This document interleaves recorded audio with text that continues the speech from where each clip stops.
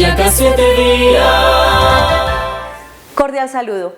En la entrevista de hoy jueves, un hombre que por más de 25 años ha estado al servicio de la Iglesia Católica y el año pasado solicitó una dispensa al Vaticano para no ejercer más el sacerdocio.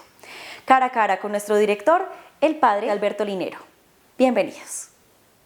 Un abrazo para todos. Boyacá 7 días, lo dijo en Boyacá 7 días, la sección con grandes personajes del país y el mundo, y en la www.boyacá7días.com. Nuestras entrevistas premium, hoy con un gran personaje, un personaje que está afincado en el corazón de todos los colombianos, que profesamos todos por él cariño, respeto, admiración, y cómo no hacerlo cuando ha sido también una especie de guía espiritual de nuestro país. Todavía le decimos padre. Yo creo que ya no se le puede dejar de decir padre. Padre Alberto Linero, bienvenido, muchas gracias y bienvenido al departamento de Boyacá. José Ricardo, primero un saludo especial para ti y el saludo especial para todos los boyacenses que leen Boyacá 7 días, ¿verdad? ¿Así? Boyacá 7 días. Qué bueno, qué chévere, me encanta estar con ustedes y sí, me pueden decir padre todavía por tres razones. Una, porque el sacerdocio, el orden sacerdotal imprime carácter, es para siempre, ¿verdad? Dos, porque yo no he renunciado al sacerdocio, he pedido una dispensa, es decir, sigo siendo sacerdote, pero no ejerzo, ¿verdad? Y tres, porque, bueno, todavía no me ha llegado la carta del Vaticano, entonces por eso acepto que todavía me digan padre, aunque a mí me gusta que me llamen Alberto. Bueno, acabamos de pasar los días santos, especialmente el departamento de Boyacá es un departamento muy católico, es un departamento de 123 municipios donde se profesa toda la parte católica, las fiestas patronales, las procesiones. Tunja tiene una gran celebración. ¿Cómo ve usted esa sostenibilidad, esa permanencia de la celebración de la Semana Santa? ¿Todavía hay Semana Santa para rato en todo este convulsionado cambio mediático? Sí, sin duda la fe es muy importante. Yo creo que nosotros no podemos tener una vida feliz sin una experiencia de fe. Por lo menos es lo que yo creo. Sí, yo creo que la fe le imprime sentido a la vida. La trascendencia es necesaria para poder vivir una vida plena. Eso es lo que creo. Y desde allí entonces creo que todas las experiencias religiosas van a seguir sosteniéndose a lo largo de la existencia humana. Podría decir que siempre que haya un ser humano habrá una experiencia religiosa fuerte.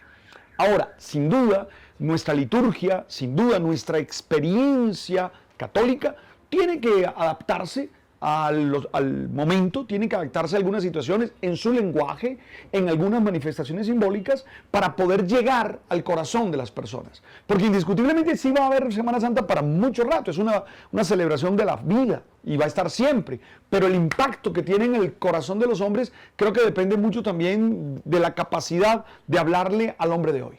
Usted es de Santa Marta, una tierra más liberal en su forma de ser. Nosotros somos del departamento de Boyacá, una tierra más conservadora. Algunos dirían un poco más mojigata en términos coloquiales. ¿Cómo hacer ese balance de la fe, de la práctica en esas regiones tan diferentes en su parte identitaria? ¿Qué va? Lo importante es ser lo que uno es. Es decir, yo amo y valoro y me emociono con el ser Caribe, ¿verdad? Tenemos el mar como horizonte y eso nos da una amplitud y nos hace expresivos y nos hace extrovertidos. Pero también amo, valoro y respeto el que nació ahí en los Andes, el que nació ahí contra los verdes de la montaña. Esos verdes son impactantes. Ahí yo creo como el poeta que en Colombia los verdes son de todos los colores, ¿verdad? Y eso me emociona. Yo creo que no hay que compararlos. Yo creo que no hay que tratar de jerarquizarlo. Lo que hay que tratar es que la experiencia de fe se adapte a esos conceptos, a esos contextos humanos en los que están.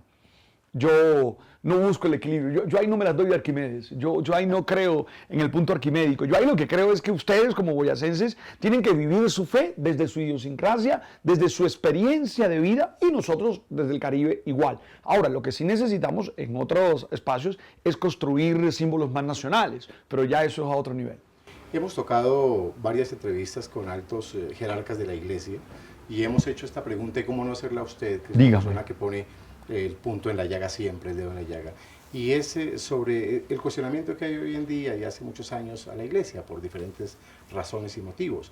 Los titulares hoy en día de los medios nacionales e internacionales hablan de la crisis de la iglesia. ¿Sí hay crisis en la iglesia?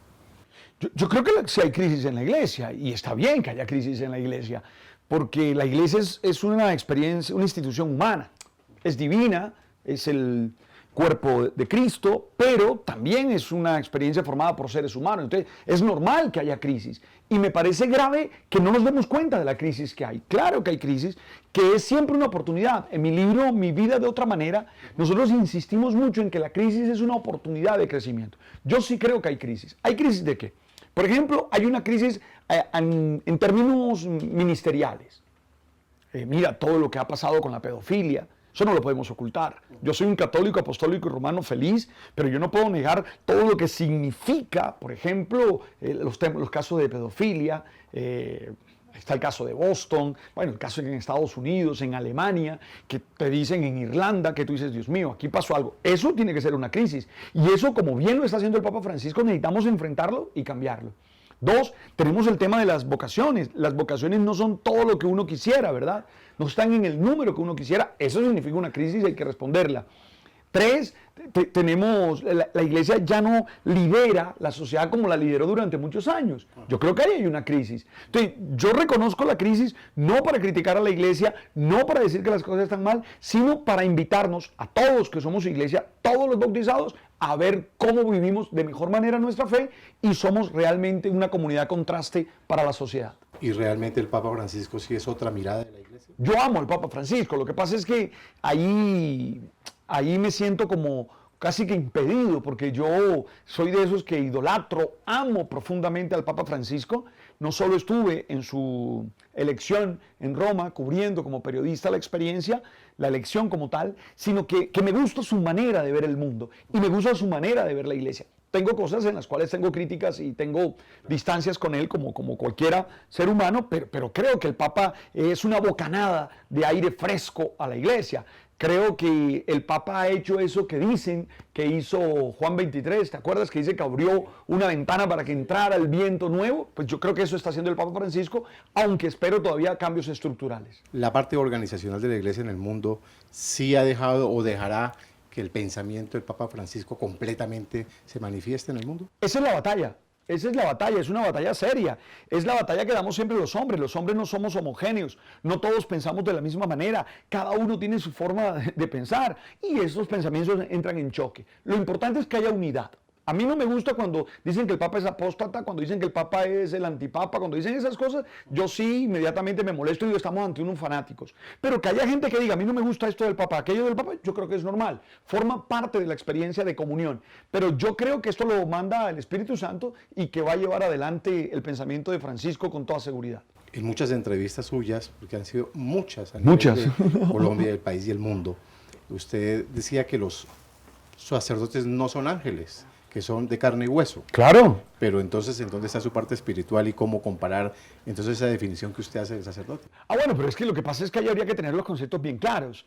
Primero, Dios no llama ángeles, Dios llama a seres humanos. Y llama a seres humanos que tienen características muy puntuales.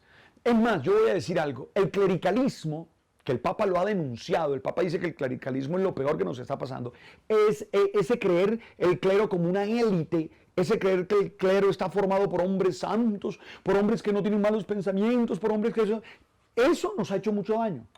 Eso nos ha hecho mucho daño. Necesitamos seres humanos muy cotidianos, seres humanos que entiendan su humanidad, claro, que vivan desde los valores del Evangelio, que vivan la experiencia espiritual, pero que sean comunes y corrientes. Es que si no, ¿qué testimonio te doy yo? Es decir, ¿qué tal que yo hubiera sido un ángel? ¿Qué testimonio te doy yo? Cuando yo te diga a ti, por favor, sé buena gente, tú me dirías, eso lo dices tú porque eres ángel. Pero no. Yo creo que desde la cotidianidad, desde lo que somos, necesitamos vivir nuestra fe. En esa realidad que usted manifiesta, que es la que todos queremos y admiramos de usted, esa oratoria, pero una oratoria muy pragmática, muy real, que es la que necesita el mundo, además ahora, que por eso le seguimos y le admiramos tanto. Desde cuando era sacerdote y ahora no sé si más. pero hay una pregunta que quisiera hacer, que no me la perdonarían los televidentes y los leyentes. ¿Cómo convivir con esta proliferación de creencias? A nosotros nos educaron con la cátedra incluso de religión, pero después vino la Constitución diciendo 91, claro. Libertad de cultos, pero esto se está desbordando o no se está desbordando. Pues yo creo que lo que pasa es que no hemos hecho bien nuestro trabajo. Y yo con todo respeto le digo a los señores obispos, a mis hermanos presbíteros y a todos los bautizados, lo que pasa es que como católicos no hemos dado testimonio. Como católicos no hemos mostrado que la fe es una experiencia de vida. Entonces, si nosotros no hacemos bien nuestro trabajo, que es dar testimonio, que es vivir en la bondad, que es vivir en el servicio, que es vivir en el perdón, pues nada, aparecen otras experiencias de fe. Yo realmente no me preocupo de otras manifestaciones de fe. Yo me preocupo de que nosotros, los católicos, no demos buen testimonio. O que los cristianos no demos buen testimonio, porque también hay mucho ateísmo hoy en día. ¿Y por qué? Porque los cristianos no damos un testimonio como el que debe ser. A mí no me suena amenaza. A mí lo que me suena amenaza es que nosotros hemos dejado de vivir a la manera de Jesús, y eso sí es grave. Los hombres que se apartan de Cristo y esa arrogancia de algunos mandatarios. Acordémonos lo del Titanic, ni Dios puede hundir este barco. Acordémonos, para no ir tan lejos, del expresidente Chávez, que decía que él no creía en Dios, pero tan pronto se vio enfermo, se amarró de Dios. ¿Qué decir de esos testimonios, padre? No, yo creo que el ser humano no puede ser arrogante nunca. El ser humano, por muy inteligente que sea, por mucho poder que tenga, poder económico, poder político, no puede ser arrogante. El ser humano tiene que ser humilde, tiene que saber que a la hora del té nada somos. Juan Eudes, el fundador de la Congregación de los Eudistas, decía eso: nada somos, nada tenemos, nada valemos. Y yo creo que eso lo tenemos que vivir nosotros. Al fin y al cabo, ¿qué terminamos siendo? Un poco de ceniza que se deshace, ¿verdad? Entonces yo creo que en eso lo que necesitamos es humildad para los creyentes y para los no creyentes. Porque a veces encuentro creyentes con una soberbia. No, es que cálmate, no somos nada. El que lo es todo es Él. ¿Cómo ve usted el Evangelio aplicado en la vida diaria, padre? Lo veo como un sentido de vida, lo veo como luz que ilumina, lo veo como impulso que nos hace caminar, lo veo como fortaleza, lo veo como palabra que sana, lo veo como palabra que nos hace encontrar fuerza para ser resilientes. ¿Y por qué entonces la Biblia también nos muestra el mal, el demonio, la fuerza contraria en una mujer? Y las series de televisión, incluso ahora hay una del canal RCN que se está transmitiendo, Jesús se llama, y muestran el demonio encarnado en una mujer. Eso es con todo respeto voy a decir algo feo, eso es una estupidez. El demonio no. Primero habría que discutir bien el tema del demonio, habría que tratarlo de entender bien. Segundo, materializarlo o expresarlo en términos femeninos es una desgracia. Es más, eso lo único que hace es continuar soportando las ideas machistas que tanto daño le han hecho a nuestras mujeres. Ténganlo claro, los seres humanos somos igual de malos, femeninos o masculinos. Sí. Tenemos igual de capacidad de caer en el mal.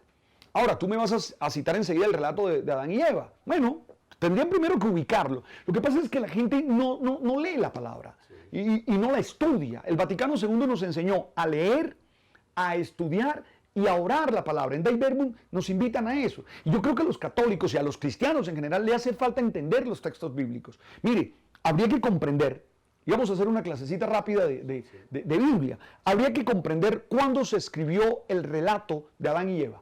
El relato de Adán y Eva está escrito hacia la época de Salomón, más o menos, siglo X antes de Cristo, ¿verdad? El Yavista es su autor y está escrito ahí en el siglo X antes de Cristo. Refleja el momento cultural de la época, porque todos los textos humanos, aunque sean inspirados por Dios, reflejan los acontecimientos de la época. Si tú recuerdas, Salomón, que fue un gran estadista, logró volver fuerte el pueblo de Israel, que era muy pequeño, gracias a alianzas que hizo con los países vecinos, con los reinos vecinos. Él tenía una visión geopolítica interesante. ¿Cuál es la mejor manera de establecer una relación con otro reino? El matrimonio. Entonces, ¿qué hizo Salomón? Se casó con mujeres. El deuteronomista lo trata duro, en Primera de Reyes, capítulo 11, lo trata durísimo. ¿Qué hizo? Se casó con mujeres de otro reino. Necesitaba madera del Líbano. ¿Qué hizo? Se casó con la princesa del Líbano. ¿Para qué? Para tener una relación comercial interesante. Una estrategia. Una estrategia. Esa mujer trae su fe. Esa mujer trae su fe.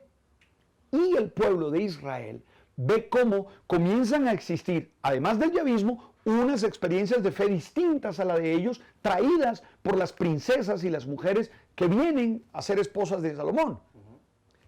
Y ese es el peor pecado de la Biblia, la idolatría. Entonces ellos que están viviendo en ese contexto, elaboran el relato de Adán y Eva, donde claramente es la mujer la que introduce el pecado, pero es una consecuencia de lo que ellos están viviendo culturalmente. No es que la mujer sea la inclusión del pecado. Yo no creo eso. Y entiendo todo lo que ha dicho después Pablo y después todo lo que dijo, que a través de María viene la salvación. Porque esa parte la olvidamos. Y nos quedamos fue con la parte de Eva. ¿Y qué daño le hemos hecho a nuestras mujeres? Entonces yo realmente creo que el mal es consecuencia del corazón humano cuando se separa de Dios. Yo creo que el mal es cuando le cerramos el corazón y le cerramos la vida a Dios. Y claro, la posibilidad de actuar de Dios y terminamos haciendo maldades y terminamos haciendo lo perverso. Pero dejo claro, y quiero que las mujeres que me estén viendo lo sepan, ustedes no son más malas que nadie. Déjense de meter ese cuento en la cabeza. Ustedes son tan buenas y tan extraordinarias como nosotros los hombres. O tan malas como nosotros los hombres. Cuidado con eso, porque terminamos justificando tanto daño que se le ha hecho a la sociedad. Eso quiere decir entonces que la iglesia no se ha hecho entender. Sí, y que la iglesia le ha faltado pedagogía para llegar sin ningún problema. No, yo sé que por eso a hacer entender el evangelio. Yo sé que por esto me pueden quemar. A mí yo sé que apilan leña algunos inquisidores modernos, apilan leña para quemarme y de pronto lo podrán hacer, pero yo sí creo que nos ha hecho falta pedagogía. Yo sí creo que no hemos explicado bien los textos bíblicos. Yo sí creo que hemos dejado que la gente literalice los textos y no les hemos hecho comprender que son relatos teológicos. Yo sí creo eso, estoy de acuerdo contigo. Nos hizo falta pedagogía, nos sigue haciendo falta pedagogía.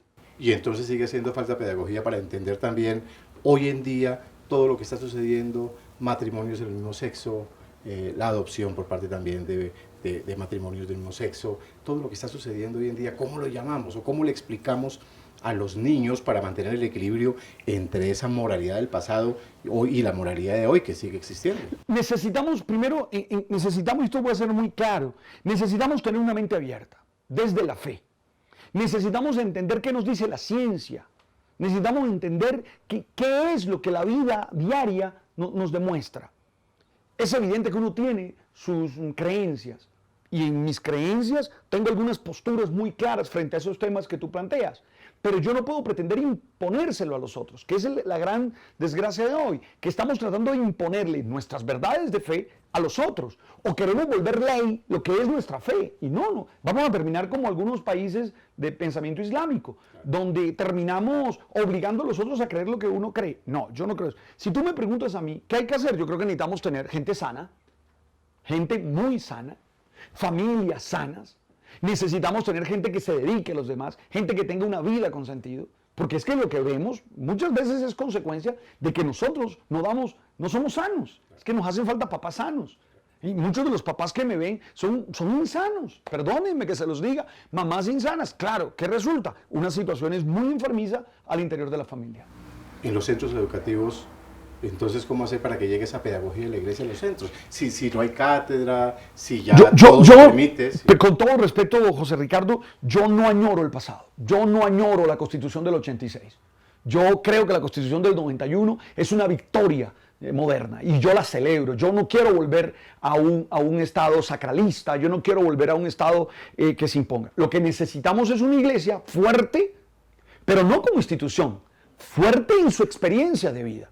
Una iglesia capaz de dar testimonio, una iglesia capaz de tener un lenguaje que seduzca a las personas, una iglesia que sea capaz de tener una liturgia que le permita a los hombres vivir amando y viviendo, perdóname la reiteración allí, los valores del evangelio. ¿Qué necesitamos? Necesitamos una formación en casa fuerte, una formación en valores. Necesitamos una formación que marcada por el ejemplo de vida. Los papás no son responsables y quieren que los hijos les salgan responsables. Los papás no son responsables y los mandan al colegio esperando que en el colegio les enseñen responsabilidad. No, necesitamos volver a articular escuela y hogar. Eso necesitamos volverlo a articular. Y la iglesia tiene que hacer su trabajo en la cotidianidad. Porque yo entiendo que en algunos lugares no haya experiencia religiosa en las aulas. Lo puedo aceptar, lo puedo entender. Me gustaría que existiera. Pero si no, lo tengo que sentar. ¿Quién la suple? En la casa. Es que ¿quién es el primer catequista de una casa? El papá. ¿Quién es la mejor catequista de una casa? La mamá. Pero si, con todo respeto, ustedes no dan experiencia de fe, ¿qué les van a salir? Unos niños que se pierden porque el lenguaje de la sociedad es fuerte y atrayente. Y entonces, ¿cómo entender o hacerle entender? Vuelvo a mi pregunta, porque estos temas se pueden tocar abiertamente con usted. No tengo miedo. Gracias a Dios. Hacer entender entonces al niño que está bien o que no está bien la relación en las parejas del mismo sexo. Ese es un tema que habría que discutir de manera puntual, habría que discutirlo y habría que saber. Yo no me siento mejor que nadie por mi condición sexual, ¿verdad? Yo me creo heterosexual, pero no me siento mejor que nadie por mi condición sexual. No creo que nadie sea lo peor del mundo porque tenga una opción sexual distinta o porque sea homosexual o porque sea bisexual. Lo digo con claridad. Yo creo que nosotros tenemos que ser capaces de respetar la condición del otro. Ojo que el catecismo de la Iglesia Católica dice que la homosexualidad no es una opción, dice que es una condición y las condiciones no se eligen. Entonces, yo creo que ahí lo que hace falta es investigar más y entender más. Yo no estoy diciendo que ustedes tengan que pensar como yo. Lo que estoy diciendo es que tenemos que ser respetuosos de los otros. Mire, dele un buen ejemplo a su hijo, enséñelo a amar. Enséñelo a ser feliz, enséñelo a perdonar, enséñelo a ser un servidor y verá que usted vivirá feliz con él. Lo otro forma parte de la vida. No crea que la gente se va a volver homosexual porque alguien le dice. No crea eso. Ni crea que se van a volver hombres porque alguien le dice. No, yo creo que eso tiene que ver con la constitución del ser. Lo importante es que usted le enseñe a amar, a respetar, a vivir en el Evangelio y a ser feliz. Cuando usted decide dar un paso al costado en cuanto a la práctica de la... Sí, cuando decidí suspender mi ministerio. Es porque lo sigue haciendo. Voy a seguir siendo presbítero toda la vida. Y para muchos de nosotros lo sigue haciendo mucho mejor que antes. Gracias, don Ricardo. Imposible hablar con usted del celibato. Yo creo que de las autoridades en el mundo para hablar de eso, es usted. Primero tengo que ser muy claro y voy a ser rotundo. Yo pongo de testigo al Dios de la vida que mi problema no es con el celibato. A mí me han dicho, a mí me han inventado relatos que no son más que inventos, Es más, sacaron un video en el que estoy bailando con una de mis cuñadas y esto se me volvió un lío, ¿verdad? Imagínate tú. Afortunadamente era mi hermano, Holman Varela, porque si no, por Dios, no sé dónde hubiera terminado yo metido. Entonces, primero mi problema no es con el celibato. Yo no dejé de ser presbítero por el celibato. Que eso quede claro. Y nada, y el que tenga otra cosa que decir, que la demuestre, porque es muy fácil hablar de la gente montado en mentiras, montado en cosas que dañan. Segundo, yo fui célibe. Él sabe, mi Dios lo sabe. Mi Dios sabe cuántas veces me bañé con agua helada. Él lo sabe. Tercero, yo tengo que ser claro en que el celibato es un don de Dios.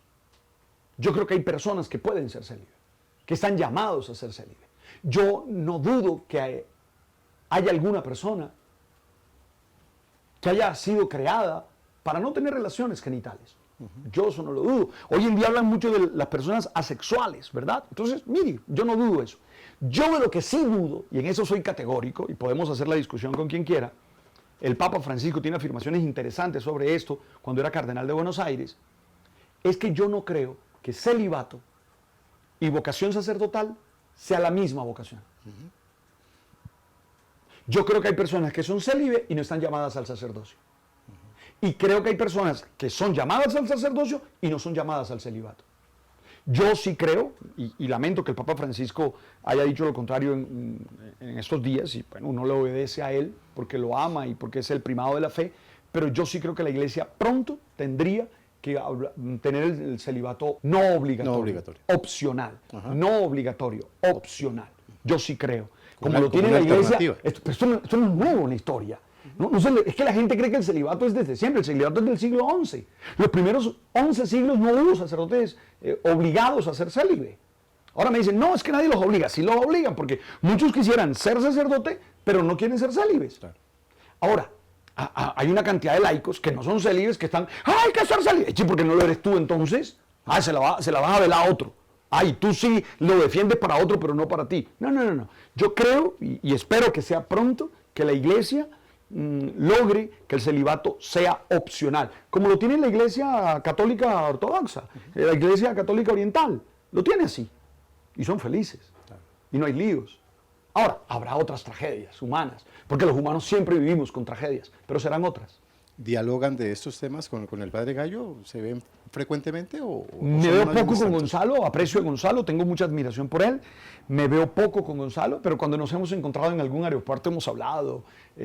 Gonzalo es un excelente ser humano, alguien que admiro y aprecio y quiero. Puntos y en que conversamos. coincidan, padre. Tenemos muchos puntos de coincidencia, tenemos otros que nos separan. Sí. Gonzalo tiene una visión teológica hoy distinta a la mía, la cual respeto y valoro mucho. Me he conversado con Father Alberto, que ahora es anglicano, Alberto Cutier, somos amigos, de vez en cuando nos hemos escrito.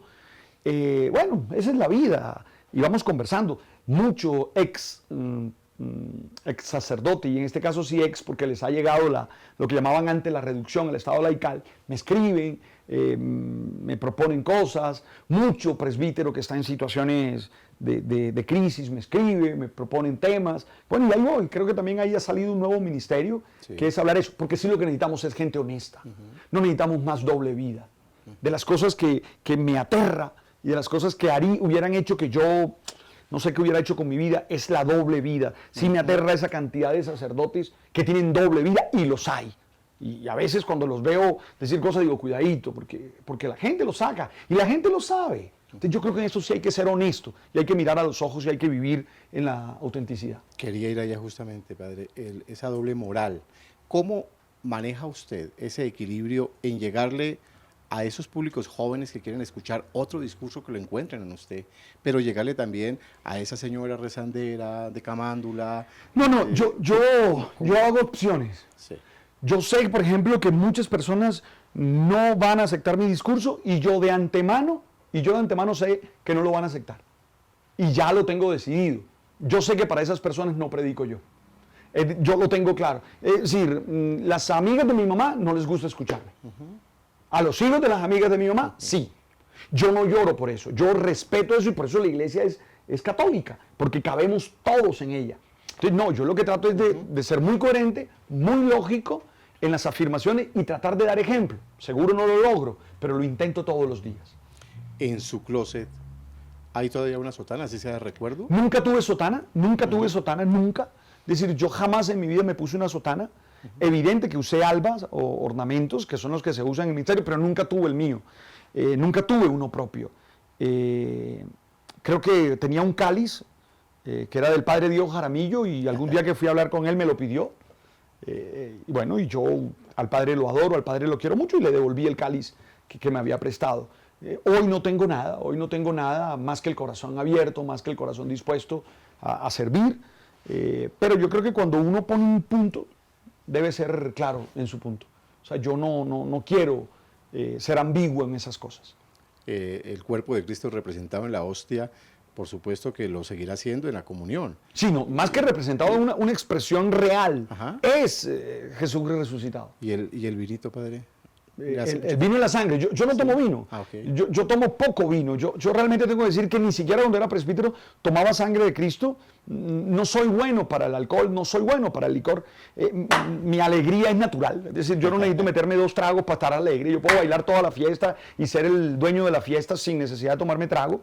Pero respeto a la gente que lo hace y no creo que sea una tragedia tomarse unos tragos de vez en cuando. La tragedia es que seas alcohólico, eso sí. Porque ya eso es una enfermedad. La OMS ha dicho que es una enfermedad. No olvides que a Jesús lo acusaron de borracho y de comilón.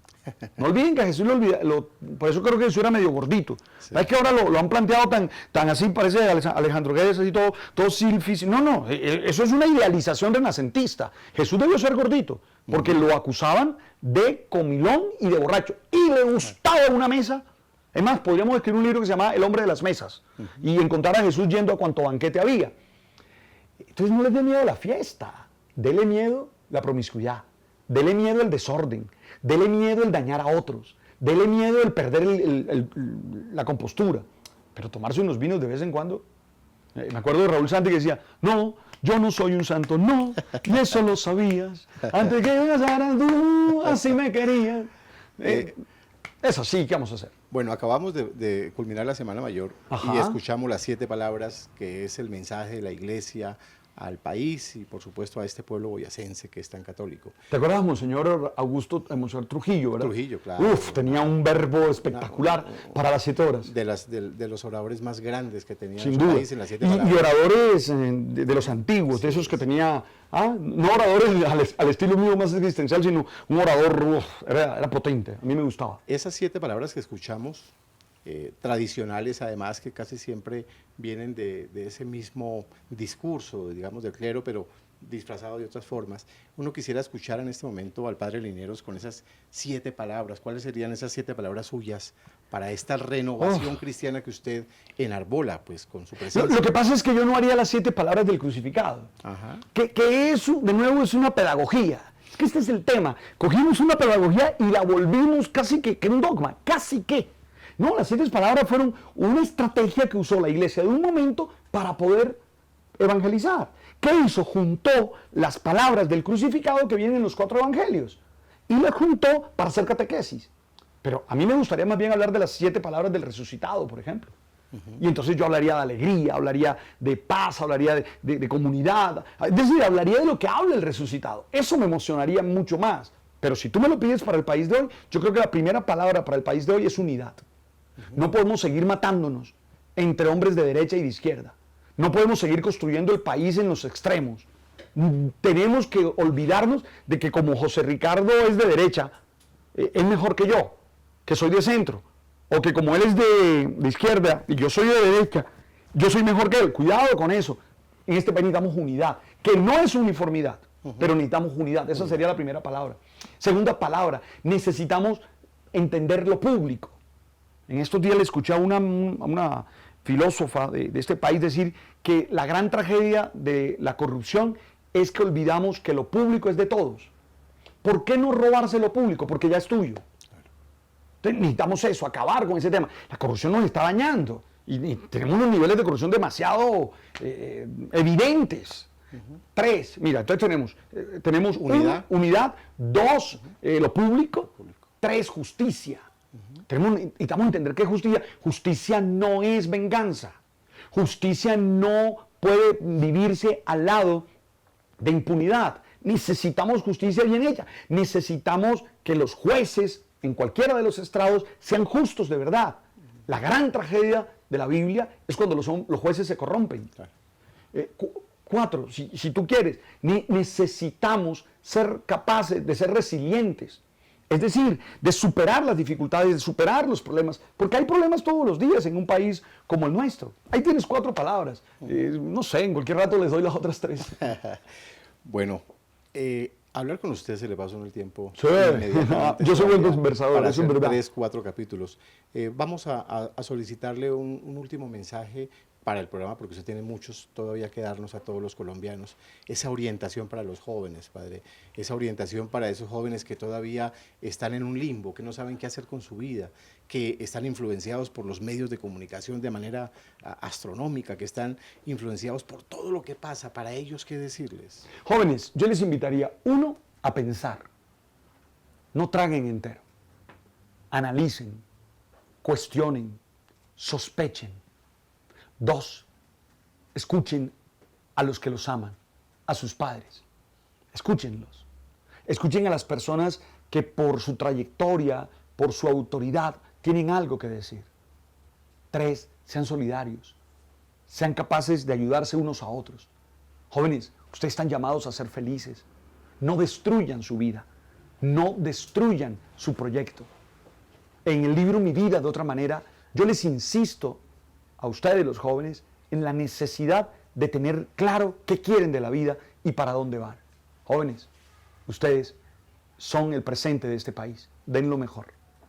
Bueno, no le gusta que le digan padre, pero sí Alberto. Entonces, Alberto, muchas gracias. Además que somos medio tocados, porque yo soy Alberto José.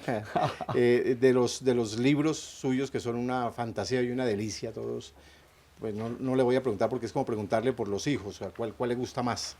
O a nosotros los compositores, ¿qué canción les gusta más? No, pues yo te voy a preguntar eso a ti. Porque... Pero ¿cuál nos recomienda? No, En este momento. En este momento el libro que quiero recomendar constantemente, y si él me da un Sharpie te lo firmo, es este libro de Mi vida de otra manera, que es un texto que busca dar claves para la reinvención, claves para podernos reinventar, para poder salir adelante, para poder vivir felices. Entonces es el libro que yo estoy recomendando hoy. Pueden ser críticos con el libro. Uno lee para ser crítico, uno no lee para... No, uno lee para tratar de entenderlo, para discutirlo. Hay cosas que no me gustan, hay cosas que sí me gustan. Entonces nada, se los recomiendo. Tiene 4 capítulos. El primer capítulo tiene que ver con el agradecimiento. El segundo capítulo tiene que ver con la capacidad de revisar la crisis. El tercer capítulo tiene que ver con hacer los planes. Y el cuarto capítulo con ejecutar ese plan que uno hace. Entonces nada, es el texto que voy a presentar en la Feria del Libro el 5 de mayo, en la FIMBO, aquí en Bogotá. Sí, claro. Y entonces nada, con mucho gusto les invito a leerlo. Y sin querer adelantarnos a la conclusión del libro, pero sí vive la vida de otra manera hoy. Sí. Alberto Linero. Sí, vivo la vida de otra manera. Hago cosas que antes no hacía. Por ejemplo, doy entrevistas a esta hora cuando debería estar rezando o preparando la misa. La Eucaristía. Eso es otra cosa, por ejemplo. Sí, hago muchas cosas chéveres que me gustan y nada. Soy feliz siendo honesto, siendo auténtico. Ustedes podrán decir de mí lo que quieran y yo lo acepto.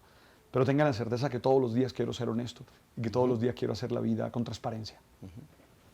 Bueno, un gran personaje, un gran ser humano, un intelectual, un líder y por supuesto un guía ante todo, un guía para todos los colombianos. Esperamos que la televisión nacional y los medios nacionales nos sigan dando el privilegio de seguir teniendo al padre Linero por muchos años más y seguirle escuchando todos los días sus reflexiones, que además son frescas, espontáneas, que son sinceras, que es lo que usted transmite, padre o Alberto Linero. Ok, y yo quiero enviar un saludo especial para todos los amigos de Boyacá, mis hermanos, los aprecio, los admiro, rezo por ustedes y pido que ustedes recen por mí, que sigan leyendo Boyacá 7 días y que sigan aquí en la web. Es un ejercicio fuerte el que se hace y hay que apoyar lo nuestro. Entonces, apoyen este medio de comunicación de ustedes, que no pertenece a un monopolio nacional, sino que es de ustedes. Apóyenlo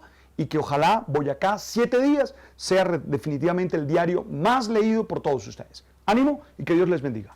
Bueno, nuestro personaje de hoy, Alberto Linero. Más adelante, más entrevistas en Entrevistas Premium Boyacá 7 días. Boyacá 7 días con la